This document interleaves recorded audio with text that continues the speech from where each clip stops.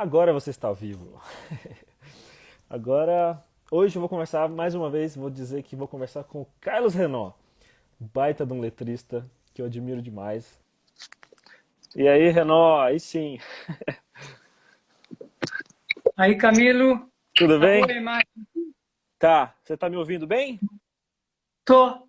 Ah, massa, olha, ficou, deu certinho, hein? Arrumou uns livros grossões para colocar atrás aí. Não, botei a caixa de som embaixo. Ah, ó, que maravilha. Botei em cima da caixa de som. Ah, que legal. Carlos, obrigado antes de mais nada por participar aí, por topar participar do bate-papo aqui. Tava muito ansioso. Não, Oi? ainda faltam 5 minutos? Fica à vontade, por quê? Não, já começou a live, mas fica. Ah, é? Tá. Não, é porque tem gente que pode querer entrar às 18h30 mesmo, né? Ah, tá, falta 1 minuto para 18h30. Então vamos esperar 1 minuto. Vamos esperar 1 minuto, então, vamos fazer um. Mas agora são 18h31, acho que a gente pode já embalar na Claro. conversa aqui. Já começamos bem, já faz parte, esse nossa introdução aqui já faz parte do nosso bate-papo. Mas, Carlos, eu estava dando uma olhada na tua carreira, né? E vi que você se inspirou assim a fazer, a virar letrista de música quando você viu a TT tocando aquele instrumento que ela toca, como é que chama? Isso, Era- foi na craviola. Foi a partir disso que você meio que sentiu um chamado, coisa assim, por assim dizer? É, você. Foi assim, eu gostava muito de poesia, né? E gostava muito de música. Hum, E a paixão por canção, né, era a mais antiga das minhas paixões, né? Remontava aos, aos 5 anos de idade, assim como a paixão por futebol.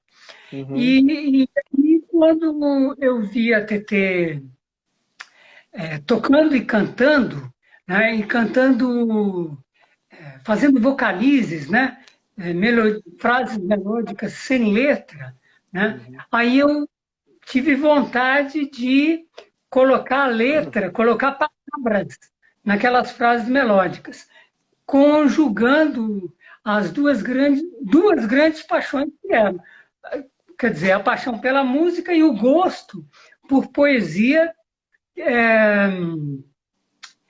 pela qual eu tinha tomado esse gosto não fazia muito tempo, né? E isso foi pelos 16 anos de idade, assim. Sei, sei. E eu ia TT com 18, né? Hum. Eu namorava a irmã dela, a Alzira. Entendi, pode crer. Mas eu estava vendo lá que, pelo menos no teu site, a primeira letra que tem lá é de Outros Sons do Arrigo Barnabé, mas no mesmo ano teve 4 ou 5 músicas de um disco da TT.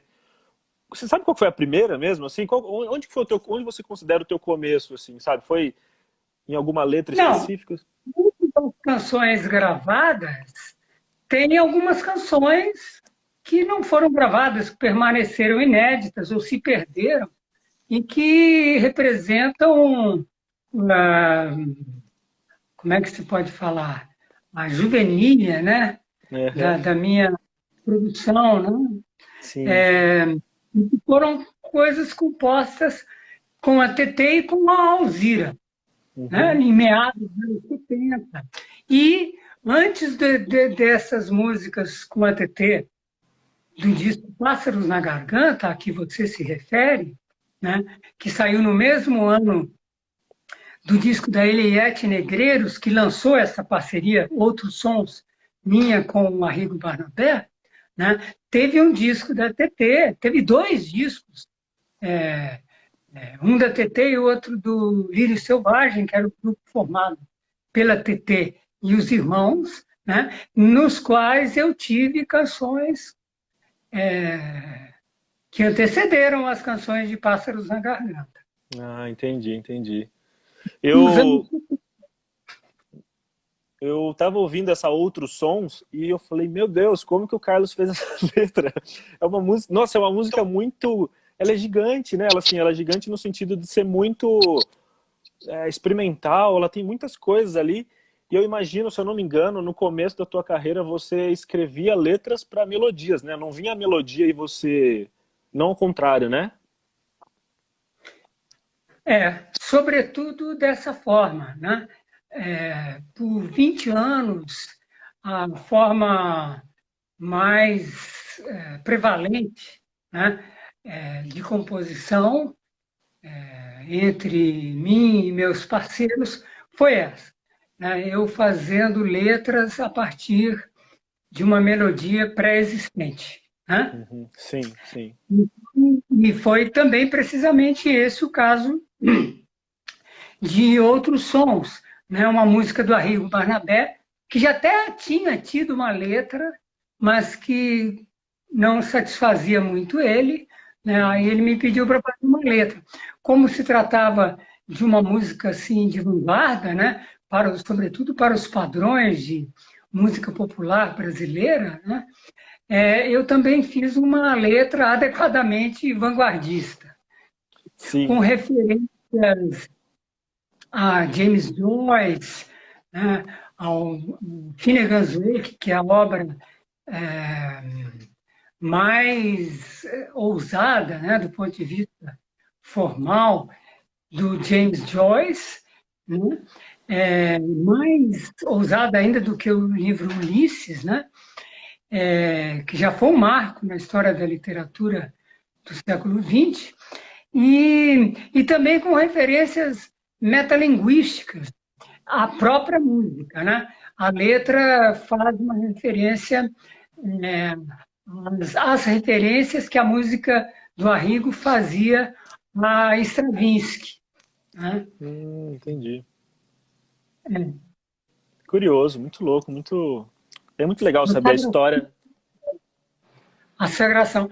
A música do Arrigo cita a Sagração da Primavera do Igor Stravinsky, Ah, legal. que E, foi uma obra, né, que praticamente inaugurou o vanguardismo na música erudita no século XX, né, data de 1913. nossa, caramba. E vocês fizeram parte aí da vanguarda paulistana, né? Depois da década de 70, 80. Você, nessa época, antes das letras e tal, você ainda é, né? Jornalista, né? Imagino. Até hoje você segue as duas carreiras, certo ou não? Sim, mas em termos, né? Faz tempo que, felizmente, eu digo felizmente por causa do tempo que me toma, que tomava a atividade jornalística diária, né? Faz muito tempo que eu me dedico ao jornalismo apenas complementarmente, né? Entendi. Na verdade, de anos para cá, mas foi rareando cada vez mais, né? Aham. Um texto, outro para jornal ou revista que eu vinha fazer, né? Mas em redação mesmo, eu trabalhei apenas 5 anos, né? Hum, 5 anos na Folha de São Paulo, na Ilustrada, e depois um ano no primeiro ano da revista Época, em 1998. Depois, desde então, eu não trabalhei mais em redação, né? Em 2014, eu publiquei um livro, O Voo das Palavras Cantadas, pela editora Dash, que reuniu boa parte, a parte mais significativa dos textos que, ao longo de cerca de 30 anos, eu publiquei em jornais e revistas, principalmente, sobre poesia de canção. hum, legal. Era isso que eu ia te perguntar, se nessa sua fase como jornalista, escrevia base só de música ou não? Você era jornalista de fazer tudo assim mesmo, todas as matérias possíveis, ou tinha alguma, sei lá, caderno de artes ou coisa assim, ou como é que era assim esse começo? Quase sempre sobre música, É, né? né? É. Uhum. Ah, legal. E eu comecei na Folha de São Paulo, na verdade, na editoria de esportes, mas fiquei lá apenas um mês e pouco, e logo fui para a Ilustrada na época, isso em 1985. Uhum. Né? E aí eu A principal função que eu tive na Ilustrada foi de editor das páginas de música e discos. Certo. Curioso você dizer que começou no esporte e você sempre falar que eram as duas paixões suas, né? A música e o esporte, né? Então acho que até esse momento você estava tentando levar, e o futebol, né, no caso, tentando levar as coisas meio juntas até esse momento, aparentemente, assim, você estava meio que tentando... Conciliar, né? É, Bom, até então, eu procurava fazer trabalhos jornalísticos, porque é isso que garantia a minha claro. sobrevivência. Sim, É. sim. É, o sustento mesmo, né? Mas, Renó, vamos falar de letra, assim, como que nasce uma letra, assim, basicamente, ela vem, não no caso da encomenda, acho que de encomenda depois a gente pode falar depois, mas, assim, eu imagino que seja muito parecido com o que eu faço, assim, de observação, é isso que eu considero muito meu trabalho, uma grande parte dele é a observação das coisas e me inspirar a partir disso, assim, e com você é assim que começa também, o comecinho mesmo? É. E segue, e depois assim você anota num caderninho, anda sempre com um caderninho no bolso. Bem, eu vou dar um exemplo, tá? O exemplo mais fresco, mais quente, né? Uhum. Que é o exemplo da última letra que eu fiz, e que nem musicada foi ainda, Hum. né? E que fiz durante essa quarentena, né?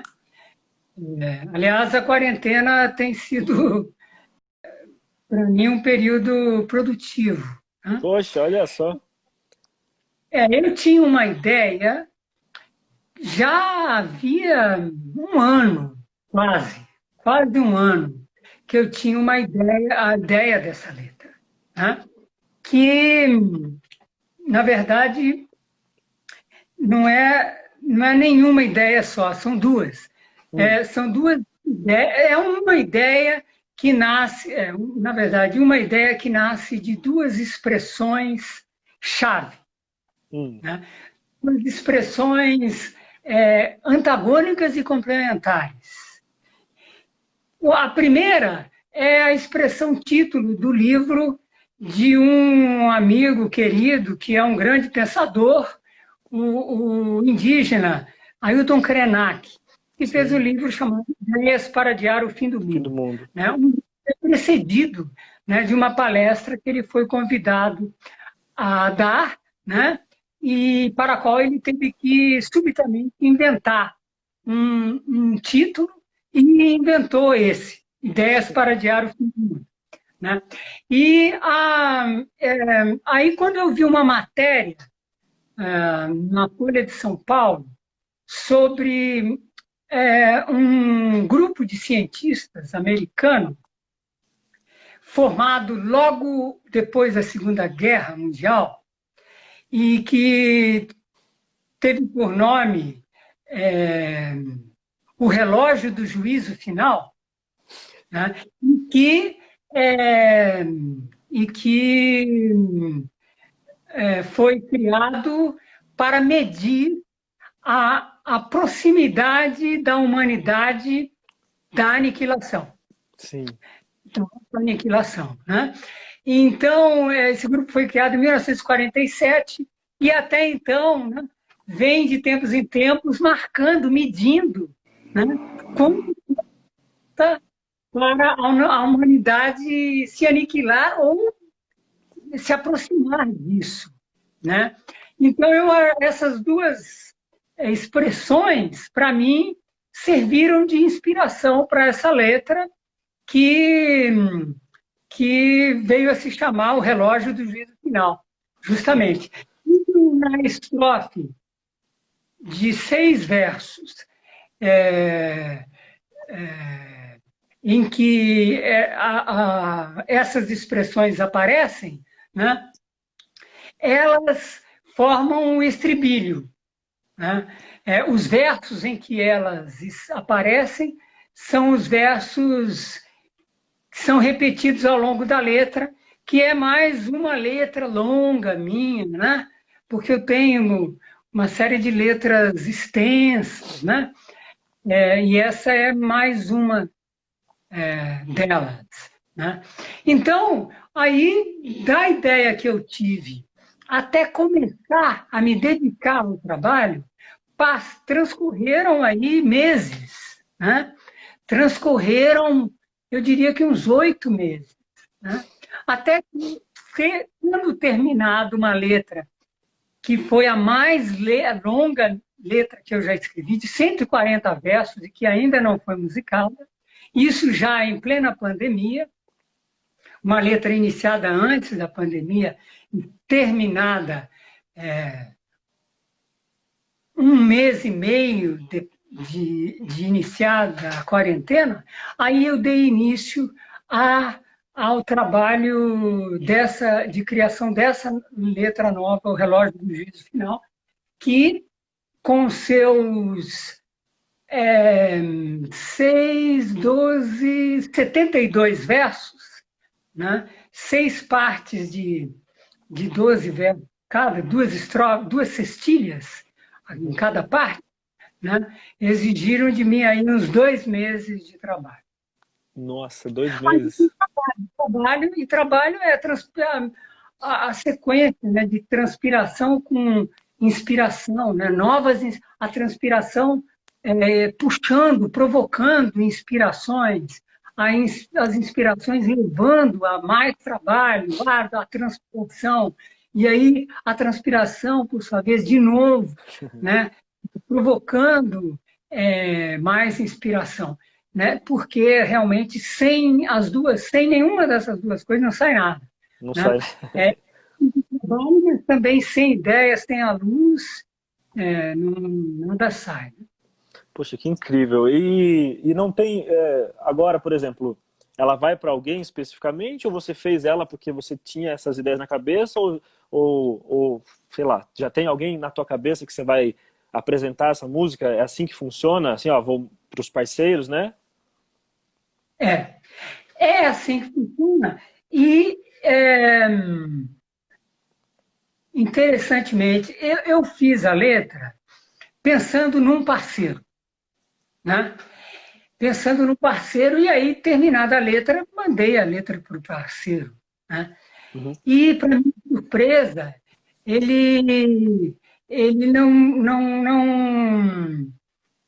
não topou fazer a letra, porque, embora tenha gostado muito dela, ele se disse desestimulado, sem nenhuma animação para criar, nesse período que estamos vivendo, né? E foi uma coisa que está me chamando a atenção, porque não é o primeiro compositor que eu vejo dizer isso, né? Mas outros três vêm à mente agora, 2 deles fizeram esse comentário comigo, e um terceiro, o próprio Gil, eu vi comentar e não estava sentindo um estímulo para compor nesse período, entendeu? Uhum. E aí esse parceiro teve essa reação, né? Achei uma pena, então eu agora estou a cato. Entendi. Esse fato que você comentou dessa falta de inspiração, eu tenho notado que é geral, assim, não é só na música não, mas no universo que eu vivo também, dos quadrinhos e de desenhos, de artes gráficas, assim, o pessoal tá muito com dificuldade. Eu tô com um bloqueio imenso, assim, para produzir, para escrever, para desenhar, para qualquer coisa, assim. Hoje eu até ia te perguntar isso, como é que você tá? Você disse que tá super produtivo, porque eu vi que o Zeca Pagodinho reclamou, acho que pro Bial, que fez 4 músicas só no ano, ele fazia 4 músicas por dia, uma coisa assim, que ele tá sem tesão nenhum, assim. Eu não sei o que é esse desestímulo que bateu, assim, né? É muito curioso, né? Se você... Isso. Falou, eu vi hoje, acabei de ver, antes da gente começar a conversa, eu vi essa frase dele. Adoro o Zeca, já gravei uma vez com ele, né? Demarcação Já, a minha canção com o Chico César, cujo vídeo do André Delia serviu à campanha do Greenpeace por demarcação de terras indígenas, né? Teve a participação inclusive dele, né, do Zeca. E Sim. foi uma tarde memorável gravar com ele no estúdio do Gil no Rio. Então, mas não vai ao ar hoje a entrevista com ele ou já foi? Então, não sei, eu só vi a matéria, mas eu acho que ela ainda vai no ar, era só uma frase do programa, eu acho que não foi ainda, sabe? Eu só vi no... Também me reclamando. Pois é, não, comigo completamente diferente. Eu estou tendo, do ponto de vista pessoal, individual, está sendo ótimo esse período de quarentena para mim. Uhum. Do ponto de vista artístico, né? O que tem acontecido é o seguinte: o confinamento, o isolamento obrigatórios, né, tem proporcionado para mim a concentração. E a concentração, por sua vez, propiciado trabalho, criação, trabalho criativo, entendeu? Sim, sim. Eu falo pouco, quase nunca saio. E então fico mais em casa e tendo a ler, a pesquisar, a escrever, a me dedicar mais integralmente, em termos de tempo, ao trabalho, à criação. Né? E para isso também contribuem certos hábitos. Né? O hábito da alimentação, né, macrobiótica, basicamente, que contribui para uma concentração, e a yoga, que é praticada por mim praticamente todos os dias. Olha só, então você é super regrado mesmo, assim, inclusive assim, na forma das suas letras e também na vida, no dia a dia. Então, você é um cara super. Você tem isso nas letras? Como é que é esse? Me fala dessa impressão, que agora eu fiquei interessado. Não, você falou do seu processo assim, de escrita, e daí você já falou, ah, não, é dessa forma e tal, você já, não sei se já vem na tua cabeça a forma que ela vai ser, mas eu tenho a impressão que sim, assim, que você se preocupa, né? Vem aqui. Quando eu faço a letra antes da música, né? E isso tem sido o modo mais comum de 22 anos para cá, desde que eu comecei a compor com Lenine, logo eu penso numa forma, num formato de estrofe, numa medida, numa métrica de cada verso, né? Eu me identifico e, ao mesmo tempo, sou influenciado pelo texto do Edgar Allan Poe, né? Que é um texto que basicamente inaugura a modernidade em arte, pode-se dizer, o modernismo, né? Que é Filosofia da Composição, né? Que é de 1848, se não me engano, e que explica, né? Busca explicar com todos os detalhes, né, como que ele concebeu, né, o The Raven, o grande, célebre poema The Raven, o Corvo. Né? Então, eu já, quando vou nos primeiros dias, os primeiros tempos de concepção de uma letra, eu vou definindo uma forma, né? Um sistema de rimas. Isso aí vou trabalhando, vou criando a letra com base nesse sistema que eu invento, né? Poxa, é muito interessante isso, você montar um esqueleto, né? Não sei se é assim que chama, mas você meio que faz o esboço, né? Falando em linguagem de desenho, né? Você faz o esboço do desenho e é meio que um desenho mesmo, acaba sendo como se fosse um desenho. E, e- Eu incide também a influência que eu sofri principalmente na minha carreira, né, na minha formação, da poesia concreta, dos poetas concretistas, né? Sim. Que também me influenciaram, sobretudo no caso do Augusto de Campos, né? No gosto também por música, né? E também no gosto por poetas ligados à música, poetas que fizeram uma poesia associável à música, uma poesia musical, como no caso dos poetas trovadores provençais, traduzidos de forma excelente, maravilhosa, pelo Augusto. Você falou em uma entrevista que a música é uma das modalidades da poesia, né? Achei interessante isso. Eu fiquei pensando sem a música, para onde que a poesia vai? Quais outras modalidades você imagina que ela poderia, sei lá, estar assim? Uma pergunta que não tem muita resposta, mas assim, nada definitivo, mas A música é uma arte muito próxima da poesia, né? A poesia é muito próxima da música, né? Segundo o Ezra Pound, o grande poeta Ezra Pound, né? Um dos grandes poetas do século XX, né? A poesia é uma arte mais próxima da música do que da literatura. Ele disse isso, escreveu isso. nossa, Né? interessante. Naturalmente, a poesia é mais próxima da música do que da prosa, né? Já que poesia e prosa são linguagens verbais de natureza e caráter essencialmente diferentes. Né? Uhum. E a poesia tem, a gente pode dizer, elementos musicais. Né? É uma arte verbal com elementos musicais, como a sonoridade, né? Determinada por rimas, sistemas de rimas, aliterações, assonâncias, né? Sim. E também o elemento musical do ritmo. Né?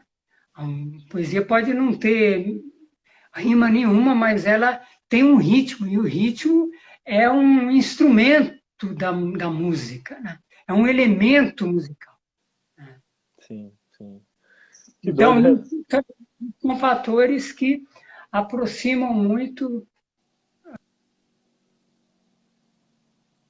Opa, deu uma travadinha, Renan. Não consegui ouvir o finalzinho que você falou. Tá me ouvindo bem? Esses, esses são fatores que aproximam a música da poesia. Sim, sim. É legal ver você falando, assim, que dá pra ver que você entende muito da forma das coisas. Assim, daí eu fico muito curioso pensar se era um bom aluno de gramática, de literatura na escola, assim. Você sempre teve essa paixão, assim, desde pequeno, assim, porque você fala com muita propriedade das regras e formas da língua portuguesa. Dá pra ver que antes desse conhecimento tem uma paixão muito grande pela palavra, assim, né? Eu acho que isso é a primeira coisa. Mas A e, palavra, para mim, é tudo. Né? uhum, A palavra é algo fundamental na minha vida. Né? Eu lembro, existe uma frase que é a frase mais remota de que eu me lembro, com 3 anos de idade. Uma frase de grande importância, assim, que dá, em parte, sentido à minha vida e da qual eu nunca vou esquecer pela carga de significado que ela continha, né? Então ali a palavra já inaugura a minha vida sim, consciente, né? Da memória, né? E aí cedo também a combinação da palavra com a música na forma da canção, né? No gosto pela palavra poética cantada, entendeu? uhum, E aí também pela língua portuguesa, né? O gosto pelo uso da palavra e pela língua, né? Tanto pelo português correto quanto pelo português vivo, né? É, criado e recriado continuamente pelo povo, o inventa-línguas, segundo disse o grande poeta Mayakovsky. Né? pô, é muito bonito isso, né? Porque é a maior prova do que.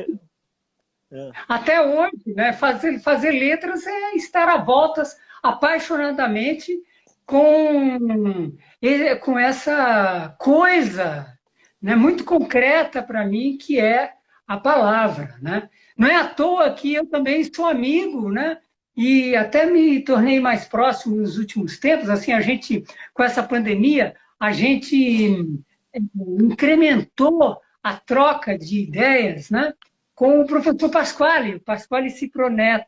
Então, Sim. toda e qualquer dúvida que eu tenho, eu já mando mensagem para ele, ele me responde, e às vezes é uma sequência de dias, de várias conversas. Ontem mesmo, por causa de um verso dessa letra, o relógio do juízo final, eu mandei uma mensagem para ele, para ter a confirmação da parte dele, né, de duas coisas que eu estava pensando, né, relativas à divisão silábica de determinadas palavras, né, como Amazônia, por exemplo, né, e, por outro lado, de palavra como distribuição, né?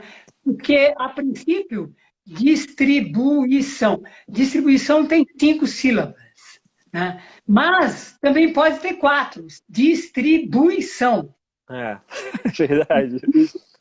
Entendeu? Isso era importante para mim, por causa da métrica, do que poderia caber numa frase, né? E também no caso de Amazônia, porque Amazônia é o tipo de palavra que, para mim, sempre foi paroxítona. Amazônia. Tá? Uhum. Mas essa visão minha de que essas palavras como Amazônia eram paroxítonas e fim de papo, ela mudou quando da canção Beleza Pura, do Caetano, né? Porque me chamou a atenção o fato de que ele cantava todos os búzios, todos os dócios, e terminava, não me amarra dinheiro, não, mas os mistérios, búzios, ósseos, ou seja, palavras que para mim sempre foram paroxítonas e que são paroxítonas, mas pronunciadas como se fossem paroxítonas. E eu me lembro de ter até perguntado, até comentado isso com ele. Você pronuncia essas palavras como se fossem paroxítonas, né? E ele falou, não, mas elas também são paroxítonas na Bahia, no Nordeste. Aí eu fiquei admirado daquilo, né? E realmente são palavras que podem ser tanto paroxítonas quanto paroxítonas. E isso eu tive a confirmação com o Pasquale ontem mesmo, né? Então, eu estava usando a palavra Amazônia quase ao final de um verso, metrificado. Mas entre Amazônia e a palavra final do verso, colapse, eu estava tendo que usar uma sílaba ali para completar o verso. Felizmente, não me senti mais obrigado a isso, porque eu posso.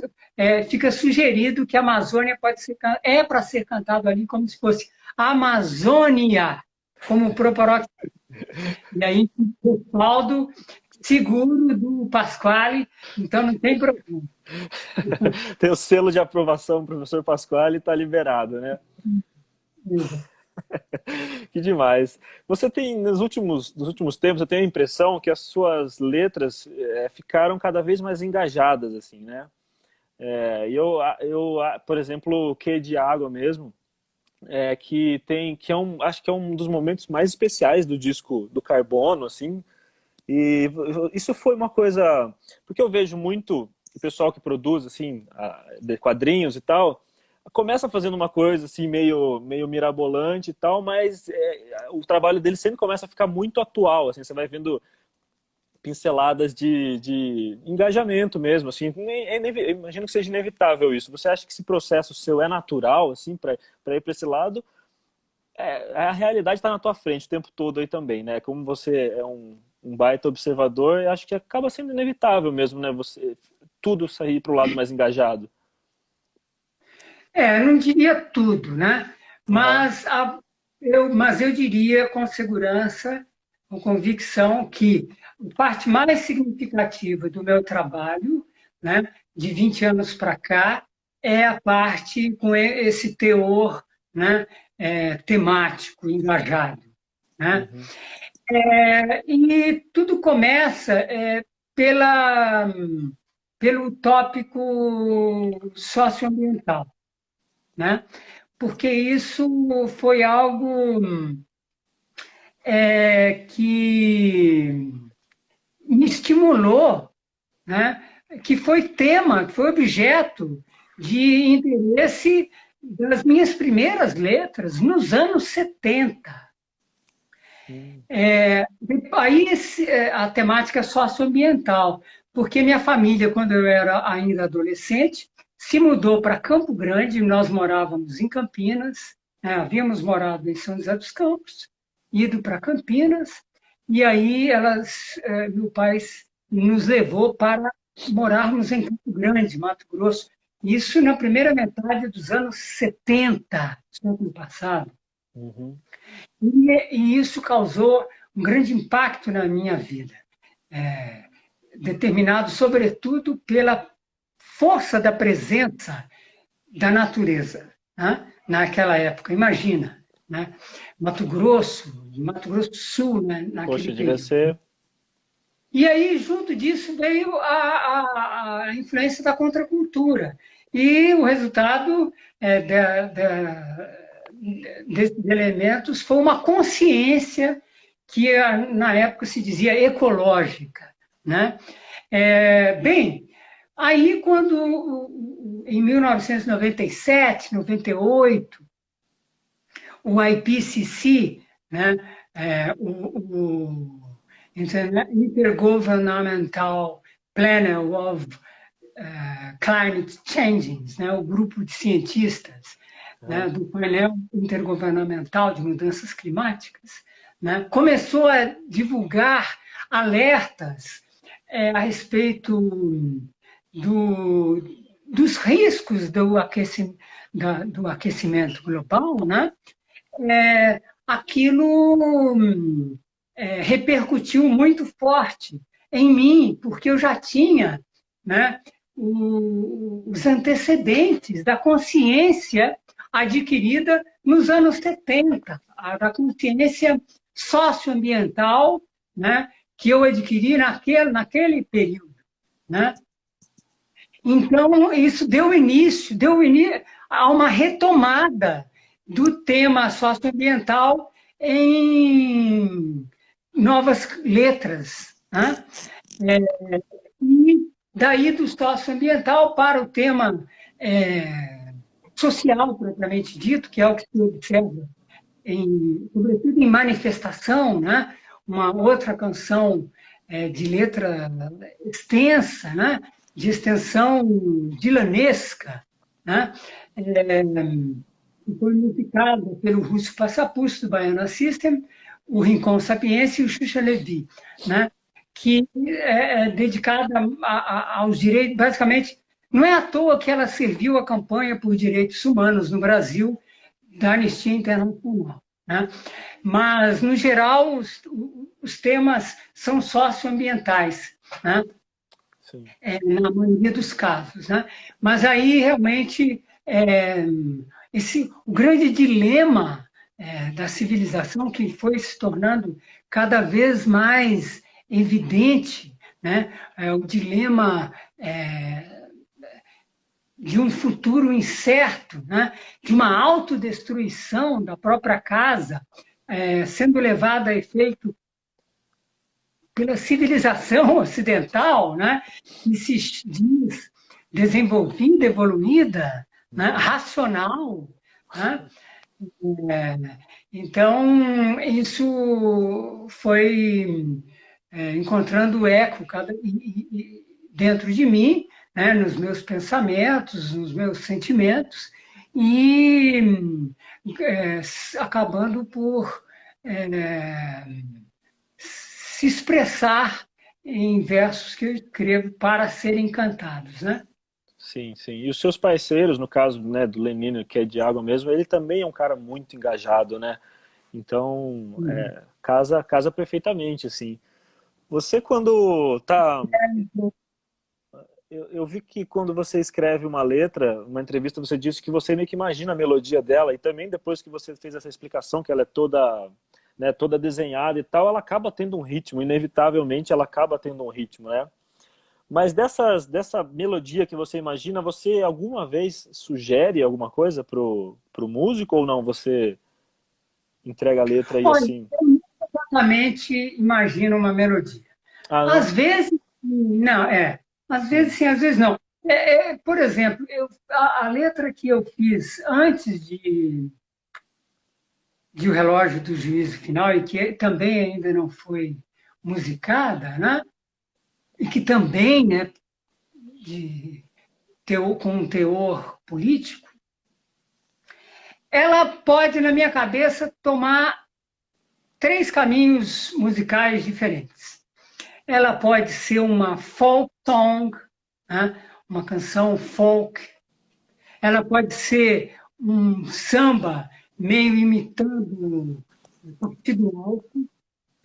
E pode ser uma toada nordestina, meio repente, sabe, Uhum. na linha de um... São coisas diferentes que eu imagino como possíveis, é, como possíveis gêneros musicais para essa letra, né? Mas às vezes eu imagino, o relógio do juízo final, eu penso assim, mas na emoção que deve, no componente emocional que deve ter o momento de se cantar determinado verso. Entendi. Isso sim. Muitas vezes aí eu digo para o parceiro, olha, isso, na hora que chegar aqui tem que emocionar, a melodia tem que acender, aqui, isso eu posso indicar, entendeu? Às vezes também indico, sugiro um gênero, né? Uhum. Você tem uma parte no teu site lá que tem várias músicas inéditas, né? Várias letras inéditas ali. E eu vi uma lá que você fez uma versão de Lugar Comum, do Gil e Donato para inglês, né? E para começar, eu parei, fiquei encanado com isso porque eu amo essa música, eu acho uma música incrível. Essa música traz uma sensação de mar muito grande, né? Assim, a letra dela já traz uma sensação de mar. Eu fiquei imaginando qual foi deve ter sido difícil, não sei, foi muito difícil fazer essa conversão para o inglês de uma sensação de mar, assim, que tem aquela música, aquela coisa. Como é que foi isso? E por que ela tá inédita? Bom, está inédita porque ainda não foi gravada, né? Ainda não encontrou um intérprete, né?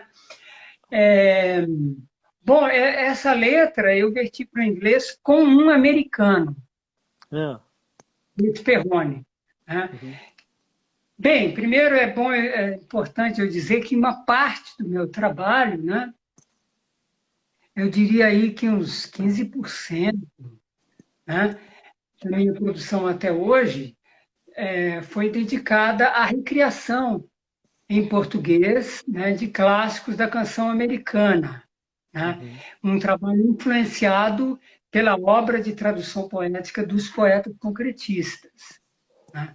O impacto dessa obra em mim resultou no impulso de desenvolver algo similar no campo da canção, né? Tanto que eu acabei fazendo 2 discos, produzindo 2 discos com versões, né, de canções de Cole Porter, Gershwin, Rodgers e Hart e outros mais. Então, é um campo de interesse artístico meu, este da tradução poética, né?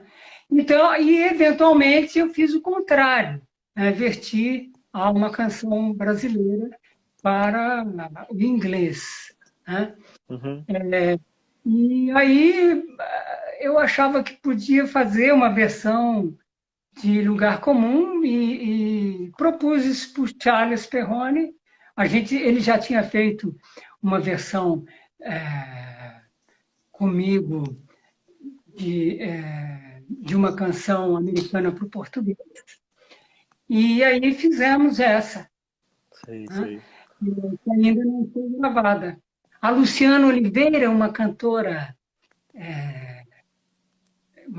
que mora aqui em São Paulo, né? Muito boa. Ela demonstrou interesse em gravar. É, tomara que role. Eu acho muito esse lance Oi? Aí você perguntou, né? Aí é uma questão de sensibilidade e de técnica, né? Traduzir aquilo que para outra língua, aquilo que está sendo dito na língua de partida, né? Com a preocupação da rima e tal, imagino que deve ser uma aventura interessante, assim, Da cantabilidade, né? Exatamente, é. O poder, esse lance do Cole Porter que você fez aí de trazer as músicas para o português, eu acho isso muito legal e muito importante, assim. Eu acho que muita gente conheceu Beatles por conta das versões do Renato e seus Blue Caps, assim, sabe? Eu acho muito, eu acho que torna acessível muito assim as músicas, né? Assim, não sei se esse é um dos, além dessas influências que você falou, esse é um dos motivos também de trazer isso mesmo assim pra gente, né? Da gente assimilar um pouco isso, aquela coisa meio, não sei se é tropicalista, de trazer assim e dar aquela brasileirada na coisa, assim. Eu não sei, você pensa mais ou menos por isso também ou não, assim? Não tanto. No começo, acho que sim. Antes de A primeira versão que eu fiz foi de Blackbird, dos Beatles, né? Do Paul McCartney, né? Que, aliás, é uma canção, né? Antirracista, né, originalmente. Essa foi a intenção do Paul. Né? Hum, E eu fiz para Tetê cantar. hum. E não considero uma versão muito boa, não. Não? Mas, né? Mas ali ainda havia, eu acho que ainda havia isso de trazer para cá um sentido original, porque muita gente não saberia aquilo. Mas hoje em dia muita gente sabe inglês, né? Então o interesse em fazer versões que me orientou, né, na criação, nesse projeto desses 2 discos que eu fiz, né, de conversões, foi mais o artístico mesmo, o Uhum. poético, Sim, sim. e na nossa língua, letras de música maravilhosas, escritas originalmente em outra língua, no caso inglês. Sim. Renan, no quesito de rimas, assim, você e sinônimos e tal, você tem uns livros de cabeceira, assim, que você se... por exemplo, eu tenho aquele livro, não lembro o nome dele, que é um livro de sinônimos, um bitelo, assim, desse tamanho, que eu acho um livro incrível, que eu vi uma entrevista uma vez que o Lenine deu, ele disse que tinha esse livro, e daí eu falei, pô, que livro é esse? Fui atrás, não lembro o nome, depois eu lembro e te digo, mas... Você tem alguns, ou não, pega as poesias que você lê, a rima, como é que funciona ela pra você, assim? Você pega de tudo? De onde ela vem? Não, vem de ideias que me ocorrem, né? Agora, também eu tenho livros, tenho vários dicionários de rima, não só rimas em português, mas também É, em inglês, em espanhol, e fora outros dicionários, né? Porque eu adoro dicionário. você curte. Adoro. Uhum. Dicionário, além dos dicionários da língua portuguesa, dicionário analógico, dicionário, olhando para dicionário Tem de tudo aí. das palavras, tenho Uhum. vários. E eu vejo que nas suas músicas não tem muito limite. Eu acho muito interessante. Você rima umas coisas que eu falo, nossa, olha que demais. Assim, ele tá rimando umas palavras difíceis, assim, que nem. Que é de água mesmo. Tem umas palavras, eu falo, nossa, olha que demais essa junção, essas palavras. Parece que elas vieram como uma roda e terminaram na rima, assim. É muito bonito de ver. Dá pra ver uma lapidação ali gigante, assim. Eu procuro equilibrar, né, rimas comuns, que são inevitáveis, né, com rimas incomuns, né? Invulgares, né? Rimas que ninguém fez. Isso também que gosto de fazer. Aqui e ali tem rimas que, com certeza, não constam no dicionário, né? Porque são rimas, digamos assim, de 2 ou 3 palavras com uma, né? Ou rima, por exemplo, coloco no final de um verso o começo de uma palavra que vai terminar no início do verso seguinte, e esse começo de palavra vai rimar no final de outro verso com o final mesmo de uma outra palavra. Sim, sim. Que demais. Eu perguntei isso porque eu estava vendo sobre todas elas juntas, não só ser e tal. Eu queria saber o processo, deve ter sido um processo de pesquisa gigante para você, né?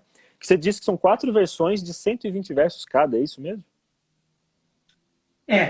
E mais uma quinta parte de 40 versos. Que você disse que essa quinta parte é como se fosse uma corda. Eu não entendi isso. Como assim? Ela... você falou numa Uma entrevista. corda é cauda. Ah, É um termo musical, né? tá, eu não peguei. Por exemplo, digamos que uma obra, né, uma obra musical contenha sempre 3 partes. Assim, A, B, C, A, B, C, A, B, C. E aí, no final, tem um C, A, B, C, A, B, C, A, B, C, C, funcionando como uma cauda, entendeu? Uma Entendi. cauda. Entendi, É uma nesse, cauda. é, Tá. Essa canção foi inspirada no... partes, eu não diria partes, eu diria que são 5, todas elas juntas num só ser. Uhum, entendi. Todas elas juntas num só ser, aí vem todas elas juntas num só ser número 2, a número 3, número 4 e a final. Sim. E todas essas letras constam no meu livro, Canções, lançado pela editora Perspectiva em 2018.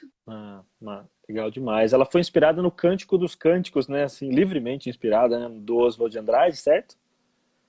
E Sim, eu fui ler ela, achei interessante. Eu não conhecia essa poesia e é da Maria Antonieta de Alckmin, né? Ele faz uma ode assim, né? E achei muito bonito ver da onde que nasceu assim uma inspiração.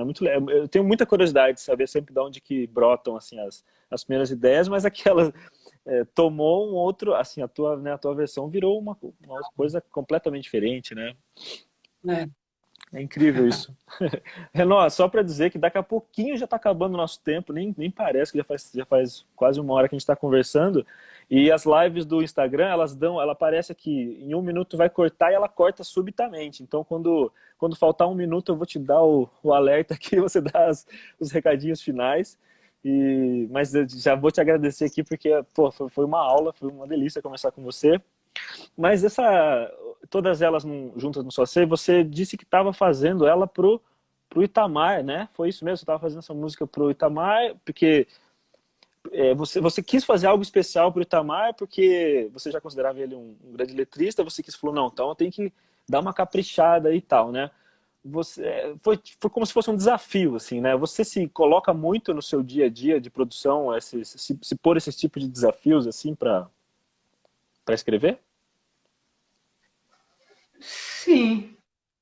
No caso da origem, né, de todas elas juntas num só ser, né, foi isso que aconteceu. Eu tinha combinado com o Itamar de fazer uma letra para dar para ele, né? Aí eu tive realmente esse pensamento, poxa, é, tem alguém falando que o voo das palavras cantadas determinou o trabalho dele De de letrista. letrista. Que legal, Cadu Mauá. Aí eu pensei, né, poxa, o Itamar escreve tão bem, eu tenho que fazer algo especial para ele. Aí idealizei todas elas juntas. E demorou tanto, porque, pô, né, a primeira vez que eu mandei para o Lenine eram 400 versos, eu mandei de uma vez só. Né? E nesse ínterim, o Itamar acabou indo embora. Né? Entendi. Renan, só para fechar então o papo, eu te conheci, não foi num curso que você estava dando lá na Vila Madalena, faz muito tempo isso, e era de uma análise das letras do Chico, assim, nem lembro como que era, uma casa que tinha lá, Guilherme de Almeida, talvez, uma coisa assim. E o que eu queria saber é como que você arruma tempo para fazer tanto... Foi, né? Onde você arruma tempo para fazer tanta coisa, Renan? Você faz muita coisa e todas as suas obras são gigantes, assim, suas letras são muito grandes, você dá curso, tinha um programa de... temos 2 minutos de bate-papo, Renan. Se você quiser encerrar com essa resposta aí, eu já te agradeço muito por estar aqui hoje, cara. Olha, eu faço, nem sei, eu não acho que eu faço tanta coisa assim, né? Eu faço o que me é possível fazer, né? Uhum, Mas eu observo o seguinte na minha vida, na minha obra, que de 20 anos para cá, cerca disso, eu fui fazendo mais coisas do que eu fazia na juventude, do ponto de vista criativo, por exemplo, né? uhum, Eu uhum. produzo mais, e acho até que melhor, né? Do que quando eu era jovem, novo, entendeu? E normalmente acontece o contrário, né? Produz-se mais quando se é jovem, Sim. né? Uhum. Eu acho que também, volto a dizer, para isso colaboraram a dieta alimentar e a yoga. Olha, que demais. Demais, Renan. Temos 40 segundos. Obrigado a todo mundo que participou da live. Aí, o pessoal acho que gostou. Tem várias demonstrações aí, expressões. Tinha um monte de coisa para conversar com você. Você é uma pessoa que me inspira demais. Muito obrigado pela inspiração e por manter as coisas vivas aqui pra gente, no coração. Obrigado pela oportunidade e abraços, beijos a todos. Valeu. Renan, precisando, pode contar comigo para qualquer coisa aí. Tamo junto, viu? Tá? Um abração, então. Até a próxima. Valeu. Até. Encerrar.